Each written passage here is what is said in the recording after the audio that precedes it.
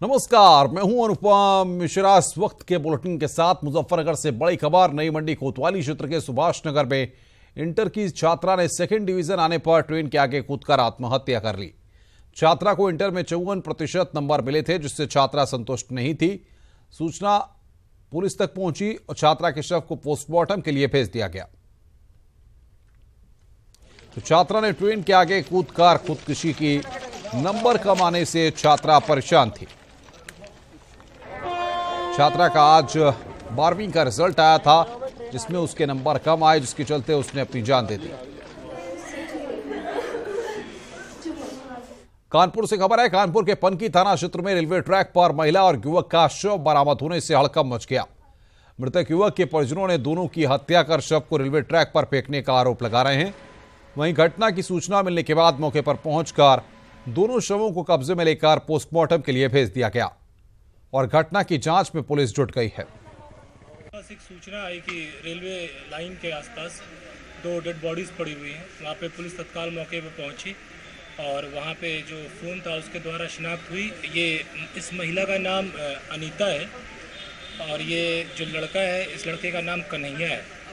ये दोनों जरौली में ही आसपास रहने वाले लोग हैं और इनका मकान सामने सामने। रिश्ते में ये लोग देवर भाभी लगते हैं, गाँव के रिश्ते से। इससे आगे अब जो शरीर पे सारी चोटें हैं, फॉरेंसिक टीम ने इसकी जांच कर ली है और ट्रेन की पटरी पे पड़ी हुई बॉडी मिली है हमें।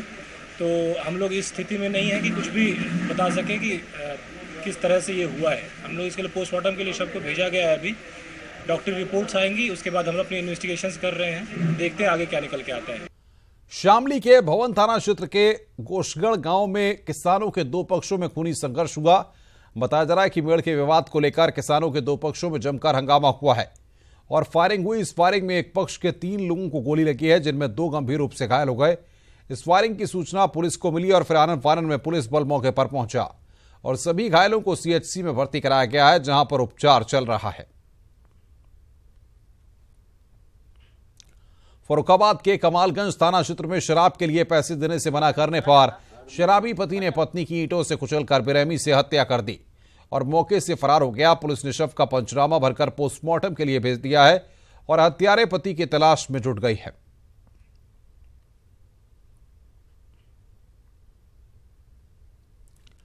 बागपत की बड़ौद पुलिस ने रेप के आरोपी युवक और उसकी साथी महिला को गिरफ्तार कर लिया है। गिरफ्तार किए गए युवक ने गाजियाबाद की एक नाबालिग लड़की के साथ रेप की वारदात को अंजाम दिया था। वहीं गिरफ्तार महिला पर आरोप है कि इसने नाबालिग के साथ आरोपी युवक की दोस्ती कराई थी। फिरोजाबाद के लाइन पार थाना क्षेत्र में एक मासूम के साथ दुष्कर्म का मामला सामने आया है। पुलिस ने केस दर्ज कर आरोपी को अरेस्ट कर लिया है। पुलिस ने मासूम का जिला महिला अस्पताल में डॉक्टरी परीक्षण भी करा दिया है। आपको बता दें कि आरोपी उसी मकान में किराए पर रहता है। आरोप मासूम को बहला फुसलाकर अपने कमरे में ले गया और मासूम के साथ दुष्कर्म किया। वहीं मासूम के चीखने पर लोगों ने आरोपी को पकड़कर पुलिस के हवाले कर दिया है। 3 साल की बच्ची के साथ रेप के मामला का संज्ञान हुआ। हम लोगों को मुकदमा लिखा जा रहा है और अभी पकड़ लिया गया है। उसके खिलाफ सख्त से सख्त कार्रवाई। मेरठ में सरेआम हाईवे पर दुल्हन की हत्या के 36 घंटे बाद भी पुलिस के हाथ खाली हैं। पुलिस ने घटना के खुलासे के लिए 4 टीमें गठित की हैं। टोल प्लाजा पर लगे सीसीटीवी कैमरे भी पुलिस खंगाल रही है। सूत्रों की अगर माने तो बदमाशों ने जिस नंबर की गाड़ी को वारदात के लिए इस्तेमाल किया, वो मेरठ के मशहूर होटल व्यवसायी प्रदीप बंसल की है। माना जा रहा है कि बदमाशों ने फर्जी नंबर प्लेट का इस्तेमाल करके वारदात को अंजाम दिया है। इसके अलावा दुल्हन के गांव से भी एक लड़का गायब है। 4 टीमें फिलहाल अभी अलग अलग कार्यों पर क्षेत्र में लगी हैं, जिसमें 3 थाना स्तर से, 1 क्राइम ब्रांच से, 1 प्लेन क्लाथ में अलग से टीम लगाई गई है। प्रारंभिक रूप से तो जो उन्होंने तहरीर दिया है, जो उसमें बिंदु उल्लिखित हैं, जो लूट की और हत्या की वारदात उसमें अंकित है, उसके आधार पर हम लोग साक्ष्य संकलन कर रहे हैं। संगम नगरी इलाहाबाद में एक सिपाही के फायरिंग करने का सनसनीखेज सीसीटीवी फुटेज सामने आया है। सीसीटीवी में यूपी पुलिस का सिपाही सर्विस सेंटर के अंदर युवक पर फायर करते दिख रहा है। सर्विस सेंटर के अंदर फायरिंग होने से अफरा तफरी मच गई। गोली की आवाज सुनकर सर्विस सेंटर के अंदर के कर्मचारी और दूसरे कस्टमर सहमे रहे। फायरिंग के बाद सिपाही सर्विस सेंटर से आसानी से फरार हो गया। गनीमत यह रही कि फायरिंग करने वाले सिपाही की गोली युवक को नहीं लगी। घटना की जानकारी मिलने के बाद मौके पर पुलिस ने सिपाही के खिलाफ केस दर्ज कर तलाश शुरू कर दी है। मामला थाना क्षेत्र के तेलियरगंज इलाके का है। मारुति का सर्विस सेंटर है। यहाँ जो है 2 लोग गाड़ी सर्विसिंग करवाने को लेकर कुछ कहा सुनी हुई, जिसमें एक व्यक्ति ने अपने लाइसेंसी असलहे से फायर कर दिया। किसी को चोट नहीं लगी है। तत्काल जो है एप्लीकेशन लेकर अभियोग पंजीकृत कराया जा रहा है। पता चला है कि वो कांस्टेबल है और ये पता किया जा रहा है कि उसकी पोस्टिंग कहाँ है और आवश्यक कार्रवाई की जा रही है। तो इसमें क्या कर्मचारियों पे वहाँ की किया या आपस में 2 लोगों में? नहीं, एक सर्विसिंग कराने गुड्डू नाम का युवक था, आया हुआ था। उससे किसी बात को लेकर कुछ बहस हुई, उसमें जो है इसने जो है फायर किया। और अब बात करते हैं केदारनाथ धाम की।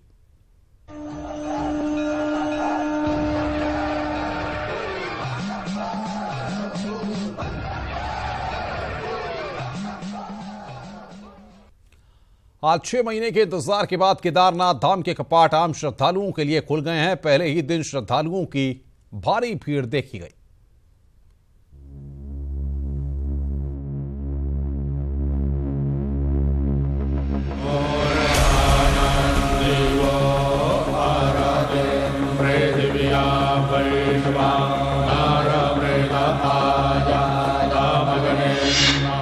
खुल गए हैं बाबा केदार के द्वार। भक्तों पर बरस रही कृपा अपार। दर्शन मात्र से ही होगा बेड़ा पार। पारंपरिक वाद्य यंत्रों की भक्तिमय धुन, बाबा भोले के जयकारे, आत्मा को आनंदित कर देने वाला अलौकिक वातावरण और सामने साक्षात बाबा केदार का दरबार। सभी को बेसब्री से दर्शन का इंतजार था। ठीक 6:15 पर वैदिक मंत्रोच्चार और तमाम विधि विधान के साथ बाबा केदार के कपाट खुले तो भक्तों के चेहरे खिल उठे।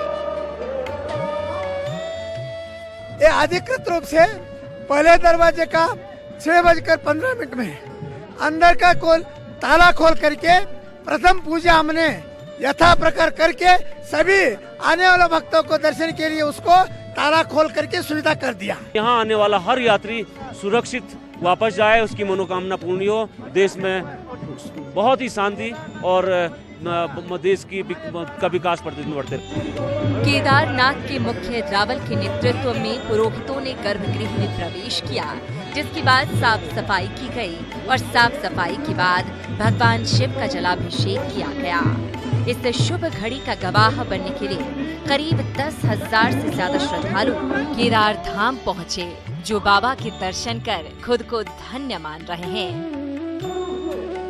पहली बार आई हूँ, मुझे बहुत अच्छा लग रहा है। मुझे बहुत अच्छे दर्शन हुए हैं और मेरा मन कर रहा है कि मैं बार बार आऊँ। यहाँ पर एक स्वर्ग का नजारा दिखाई दे रहा है मुझे और यहाँ पर मोक्ष की प्राप्ति हो। बहुत ही अच्छा लग रहा है यहाँ पे आके। फर्स्ट टाइम ही आए हैं हम सब लोग ग्रुप में। आके बहुत ही अच्छा लगा। जो यात्रा कष्ट थी वो सब सफल हो गई हमारे। आपके दर्शन हो गए? बहुत बढ़िया दर्शन हो गए जी, बहुत बढ़िया और बहुत मजा आया। जो भी था इच्छा थी जो मन में वो पूरी हो गई वहाँ पे आके। इस खास मौके पर श्री बद्रीनाथ केदारनाथ मंदिर समिति द्वारा केदारनाथ मंदिर को 20 कुंतल गेंदा के फूलों से सजाया गया। कपाट खुलने के बाद उत्तराखंड के राज्यपाल के पॉल ने सबसे पहले दर्शन किए। विधानसभा अध्यक्ष प्रेमचंद्र अग्रवाल, पूर्व मुख्यमंत्री रमेश पोखरियाल निशंक भी इस खास मौके पर धाम में मौजूद रहे। और मेरा जो देवभूमि उत्तराखंड वो पूरे विश्व के लिए इसी आस्था की तरह केंद्र बना रहे, न मेरे देश को सशक्त करे। और हमारे प्रधानमंत्री नरेंद्र मोदी जी ने व्यक्तिगत रुचि लेकर के भी यहाँ पर इस केदार धाम के सौंदर्यीकरण और उसका व्यक्तिगत रुचि लेकर के और ये संकल्प लिया है। हम प्रार्थना करें भगवान से कि उनको ऐसी ताकत दें ताकि देश और दुनिया का वो मार्गदर्शन कर सके। केदारनाथ यात्रा को लेकर इस बार खासा उत्साह बना हुआ है। गुप्त काशी से गौरी कुंड तक काफी संख्या में श्रद्धालु पहुंच चुके हैं। केदार घाटी के बाजार तीर्थ यात्रियों से गुलजार हो गए हैं। केदारनाथ में इस बार आदि अनंत शिव थीम पर लेजर शो का 7 दिवसीय आयोजन भी हो रहा है।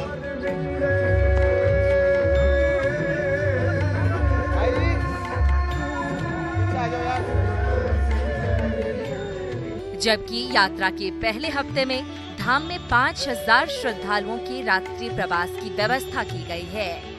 सोनप्रयाग और सीतापुर की पार्किंग में 1000 वाहनों की पार्किंग की व्यवस्था की गई है ताकि 4 धाम यात्रा और खासकर केदार के दरबार आने वाले श्रद्धालुओं को कोई परेशानी न हो। केदारनाथ धाम से सत्येंद्र बर्तवाल और सुनीत चौधरी के साथ ब्यूरो रिपोर्ट, न्यूज़ 18।